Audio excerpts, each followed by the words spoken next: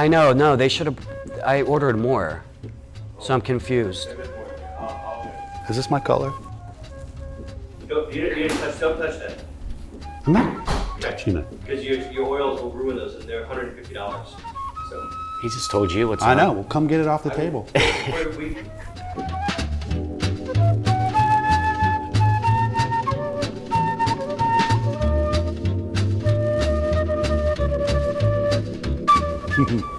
You want? Can I get to do the clap? One. He hates when I do more than one.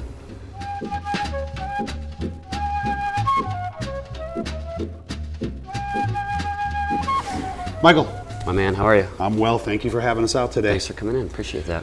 So you've been a little busy last 18 months. You could say that. Then you're about to get busier. Busier? I can't wait to hear about all this.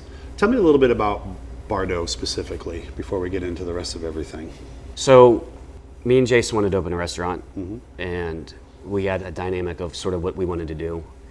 Then it came to naming the restaurant, and it's like it was, I think, more difficult than naming your children. I agree. So we're spitballing ideas, and we're like, no, it doesn't make sense. Like we didn't really know our identity with the restaurant, so to name it was sort of awkward at the time. So I was at home at 11:30 one night, and I get a text from my buddy Jake Bickelhup, and he goes, check out this definition, this word. He's like, I was watching a movie and the word Bardo came up. Read the definition, and it sort of just clicked into place. So Bardo means, in Buddhist, it means a state between death and rebirth. However you want to interpret that, you can. I have my own meaning. Jason has his own meaning. You know, it can be from taking an old building to making a new building, taking a raw ingredient and making it a dish, or something personal in your life. So the name alone sort of was the identity to the restaurant. And I think once we had that name, and I credit that to Jake, I'm like, thank you. Now we understand where Bardo's going. And even from him, I mean, that was the guy, that was your mentor. Mentor, yeah. And so that was sort of, you know, death of your previous life into the birth of your new life. It's all cyclical. It all made sense. Ironically, the logo was the symbol. It means life in Buddhist, if you flip it. And I had that tattooed on me because my daughter Zoe means life. So I had those tattooed together, and I was like, I love the dynamic of this logo. Like switch it, it looks like a paint stroke, or so the logo and the name was sort of the stepping stone, the first aspect of what Bardo came in, and us helping the Ken show. Helping us find our identity to the restaurant. All right, guys, order fire, please. Let's do a shishito, egg and grain. VIP, yeah? Yeah, VIP. This is a very personal restaurant, and it feels very personal. And maybe I like to think that your guests feel it the same way. I know mine did at Lulu. I'm assuming. I really hope. I mean, that's the goal every night. Is it seems to be based on what we hear. Yeah. That people have a very personal connection to the space, to the food, because it is. I mean, in a city now of, you know, multiple $1 million restaurants opening up almost weekly. Yeah. And then you get a little upstart middle finger of a restaurant just kind of coming in going like, this is what cooking is. I like that middle finger. I mean, it's cute, yeah. Yeah, I mean, it's not one, and it's not against anybody. It's just sort of yeah. against convention, right? You've had great reviews from Yelp, which is impossible to do for most people. I mean, this is a fussy city. Then you get the negatives. You know, that's why I stopped reading Yelp, because you can't read Yelp. I don't read reviews anymore. How much did you go in when you first opened up? How many times did you go and go, what are they saying? Oh, after every service. Yeah, it's crazy, right? After every service. And you opened up this restaurant without knowing Charlotte in a way that I didn't know Charlotte, right? Yeah, it was. I mean, well, you were here scary. You were here for a couple of years. I was here, but my wife was working full time, and it was me taking care of the kids. So we didn't have much time to go out. When you have two little babies, you can't go out to dinner. So I didn't know the food scene, and that was probably one of my biggest anxieties was me coming down here, opening a place with all these reputable chefs that have been here for a long time, and sort of gaining the respect and the asset that, like, I'm a hermit crab. I stay here all the time. I don't really get out much to interaction with other people, which I'm trying to get better at, doing collab dinners and all that stuff. So that was my biggest fear. What was, I want to ask you this, and I'm sorry for interrupting. Charlotte is a very specific culture that has developed. And you're coming down from Chicago, which, I mean, is a very well-known dining scene, has some very heavy hitters, is extremely competitive. Was it a little discerning when you walk in and like, you know, you open up and you've got, you know, Paul Verica, Chris Coleman's, you know, welcome. And do you have that moment where you're like, what do they want? When Paul Verica came in to eat, and Joe Kinder came in to eat, and Jamie Lynch came in to eat, and all these guys that come and dine with us, and I was like, what's going on? You know, like, but they're sincere people. So you're not used to that because, you know, in a cutthroat city. Yeah, they're mostly, I mean, in a larger city, most of the time, if a chef's in there, they're in there to like suss out the competition, shake the guy up mentally a little bit, you know what I mean? Like, they want to keep their edge. It's definitely not as cutthroat as Chicago. Like you said, it's chef comes into your restaurant, you're like, what the hell is he doing here? Yeah. What does he want? Is he trying to steal my sous chef? Unless she's your boy, yeah. Yeah. You know, but there's so many chefs in Chicago. It's like, why is he in my restaurant right now? But yeah, it's a different vibe down here. It really is. Take hands. 16 lobster. When places like this open up for me, these are places that open up in cheap rent and usually pretty personal food. Not to say that other chefs don't have it, but we also kind of have a scrappiness when we do that other places maybe don't, because they have so much money riding on it. You know, like you can't afford to fail, but if you did, it's a lot less than millions and millions of dollars of failure. Yes. It makes perfect sense. Yeah, I'm not trying to put anybody down. No, you're okay. You know. But you failure was not an option, and I mean it's rarely, but you can't afford to fail when you don't have a lot. When you put everything, you probably opened up with your last $20 like in the register. You know, the Michael Simon story. Maybe in a couple quarters. Yeah, you might be close on that. So, yeah, it was. But the food here is, I mean, it's unapologetically you, right? I mean, it's I would not say like, so. Yeah. I mean, my from looking at the menus and when people have been in, their take is that they don't know what to expect when they get here. Like their expectations are, and I don't mean that in a bad way. Their expectations are like, I wonder what it's going to be like, you know, because the menu does change frequently. You're willing to correct things service-wise, like in the middle of service, you've changed things. Yeah, that's what I've heard. I mean, if you look at the dynamic of the menu, the layout of the menu, it's literally what the item is and 3 words underneath it, and I consider those like PowerPoint words. Like if I go out to eat and I don't want to see this briefy description. I just want to see what are the components. Okay, awesome. Then what comes out comes out. Yeah, you know, like sort of surprise us, and that gives us a lot of flexibility on us changing textures, ingredients, you know. But if you have those flavor profiles, it gives you we can do what we want. Yeah, it gives you a basic understanding. Yeah, so it's not like we have to rewrite the menu. It's like, okay, we have these flavor profiles. That's all you need to know. Like these are the flavor profiles. It can come in this way or this way. It might be this way one week, then we'll switch it up. It might be that way the other week. But Bardo will never do a full menu swap. Like I don't believe in that philosophy. Like if we change something on the menu, basically us being like, we're sick of plating this, put it on the menu, see how it's perceived, tweak it until it's where we want it to be. Then once that's on the menu, then we'll go back and say, all right, let's change this dish. So that's sort of our philosophy. And so you just kind of work yourself through a dish till you perfect it, stays on there, and you work on something else until I try to perfect. Perfection's impossible, in my opinion. But that's the best part about this industry. Yeah. It's a strong word, but when we're completely comfortable with the dish and we're like, okay, this is a good dish, then the point is when it comes to the pass and me and my chefs are just like, we're tired of plating this. It's time to switch it up. Grab 27. 27? Yep, let's go scallop to 23. Scallop to 16. 23? Do you give your cooks and chefs, you give them room for some voice? Absolutely. Yeah, I have to. Otherwise, I'd go crazy.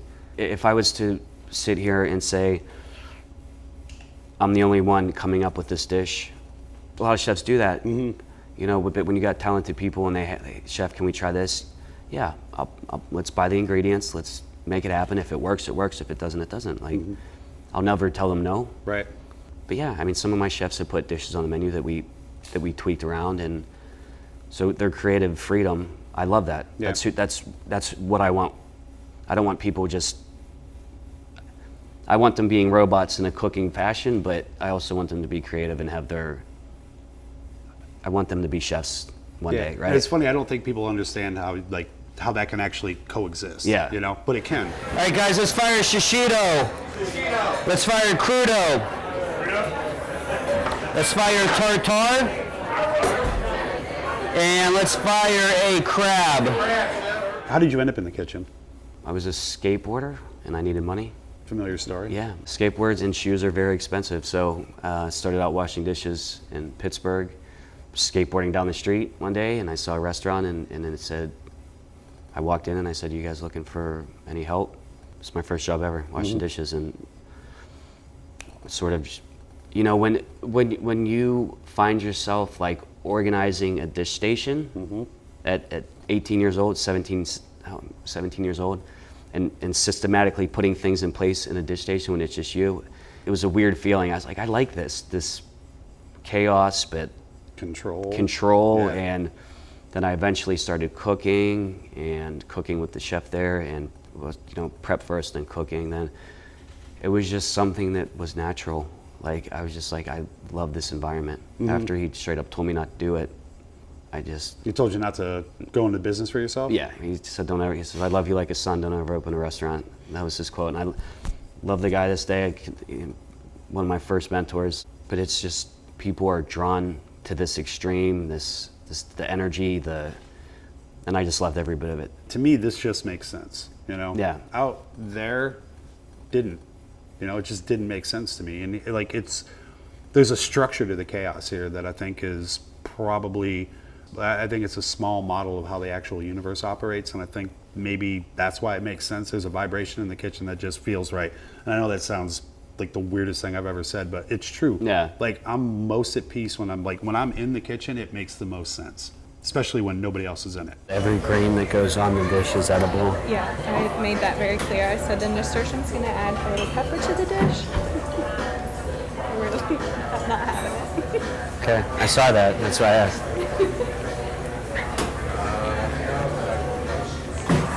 Shit bothers me.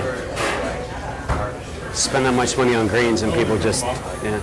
It's so funny that, like, as chefs, I mean, our job is hospitality, and in some ways we're the most inhospitable people, because when it comes to our food, you know, some people are very easygoing and whatever you want, and some of us are very difficult when it comes to that. I mean, I've been on both sides of that spectrum as a chef. Yeah. But when I'm cooking my food, I'm pretty much a dick. You know, when it comes down to it, like, it's my way or not. I don't mean in the kitchen, but as far as like, you know, well, I want to take the set for the lamb and put it with the fish. No, fuck you, it doesn't go. Yeah. Luckily, me and my chef here, we feel the same way. This goes on this dish for a reason. And I want to say it might have happened, someone might have asked us one time to switch something. The only thing we've ever gotten here is just restrictions. Hey, can you do this without this? Awesome. But yeah, when people come in and start trying to change the menu around, that's when it's a hard pill to swallow. Yeah, I'm a hard no if I know for a fact that once those things are plated together, they're going to do exactly what puke does, as far as like hit all those same notes, you know, because there's some sweet and sour things that when they do that, that's what's going to happen. I'm like that one. I'm steadfast. No, I'm sorry, we can't accommodate you. Either like I'll be happy to come up with something else. Yeah. Make another suggestion, or I'll just pick up what you guys have already had and send you on your way. Yeah. Because just some things can happen. Tart cherry puree. So cherries and a couple elements. These are just macerated with those citric acid, simple syrup. Then some flaxseed. So you've got two kids. Yep. Right. 5-year-old, 3-year-old. 5 and 3. What's your take if they want to be in the industry? That's a great question. I would never tell them no to anything in life, what they choose to do, or who they are, or who they want to be. But I would let them know it's tough. It's tough on a personal level, family level, financial level at first, you know, until you get to a certain point. But it's a tough business.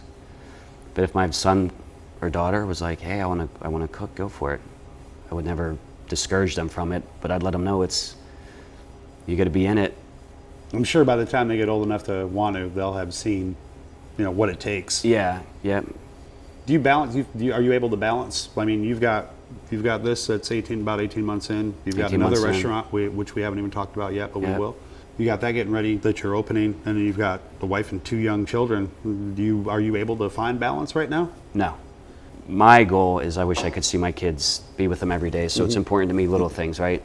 Taking them to school, spending that little half an hour car ride with them, Yeah.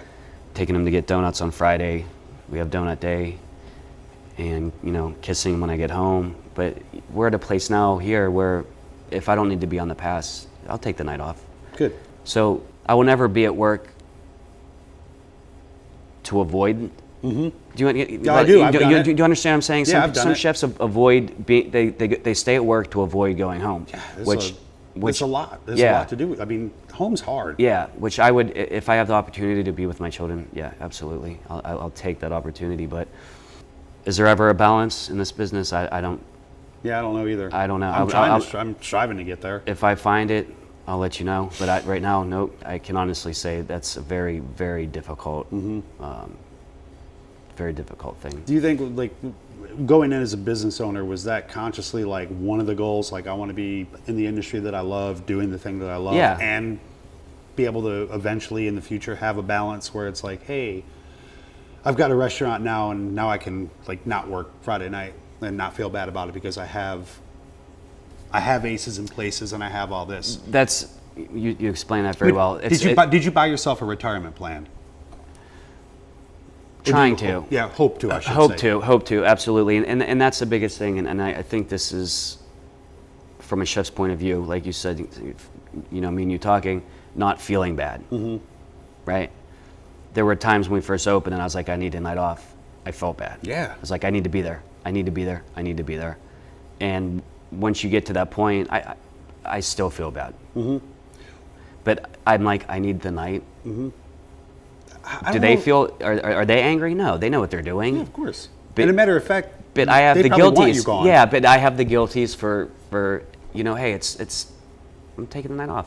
I think it's a universal trait for cooks, and it doesn't matter if you're a line cook or a chef. We're cooks. For the majority of folks that are working in the kitchen, particularly the ones that are carrying some weight, Yeah. regardless of what their title is in Yeah. the kitchen. We always feel like we're letting the team down if we are taking a night off or taking a vacation or even just getting out early. Yeah, It's hard to tell yourself It that, is. though. It's a really weird feeling, and a lot of, unless you're super into what you do, anybody else would be like, oh yeah, later. Of course, it's the right thing to say. I mean, right? have you ever, when you were a young, aspiring chef, have you ever had a chef say, you know what, you can have Friday, Saturday night off? It's happened to me, and that you're like, what did I do? And also, you don't know what to do with yourself. Yeah, you're like, why am I off Friday? What did I do? Yeah, yeah. Why are you scheduling me off Friday? Yeah, that's like getting the calamari handshake. Yeah. You just get that dead Yeah. hand. You're like, wait a minute. Yeah, then you go back to work. You're like, no, just, you get that, what the fuck did I do? Why am I off on a Friday? Yeah. So yeah, my goal is to run a business going into number 2 where I can have some free time to myself. Absolutely.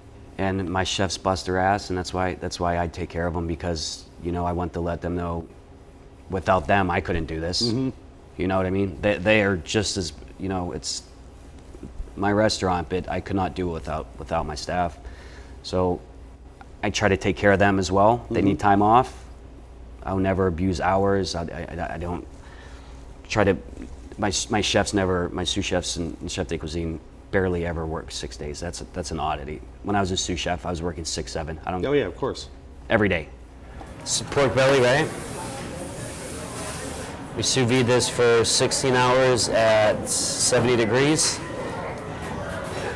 This is eel sauce made with soy mirin and cherry vinegar. So you're just getting through the exhaustion of year 1 and getting ready to open up another restaurant.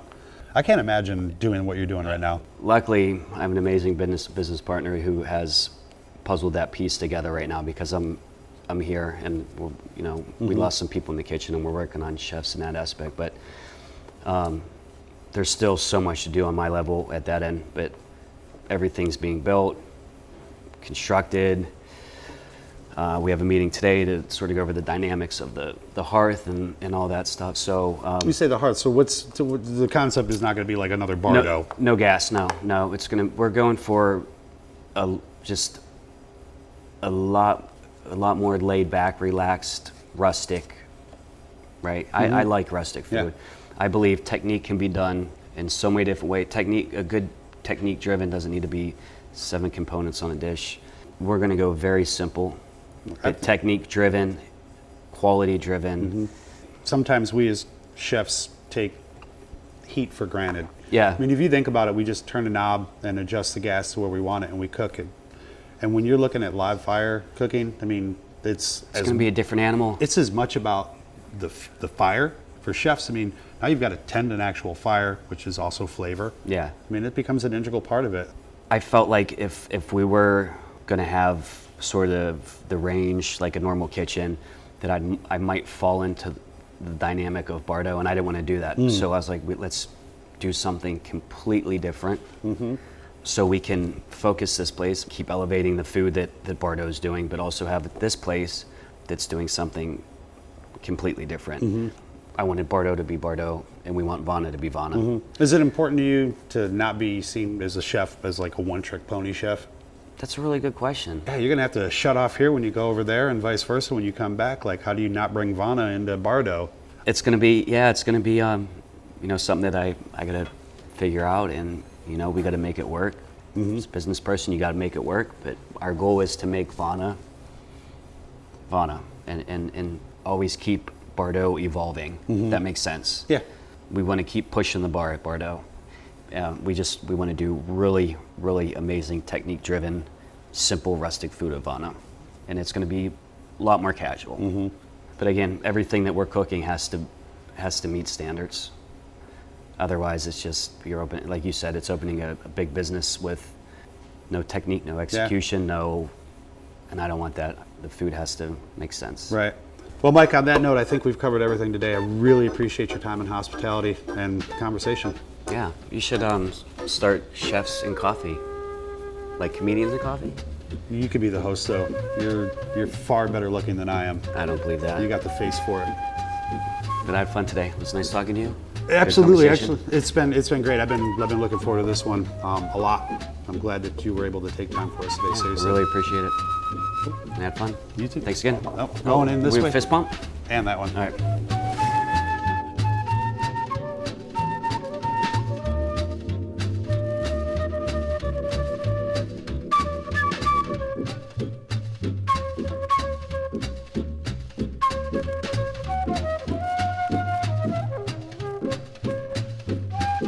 No, what I'm doing isn't that important. I realize at the end of the day, what I do makes poop.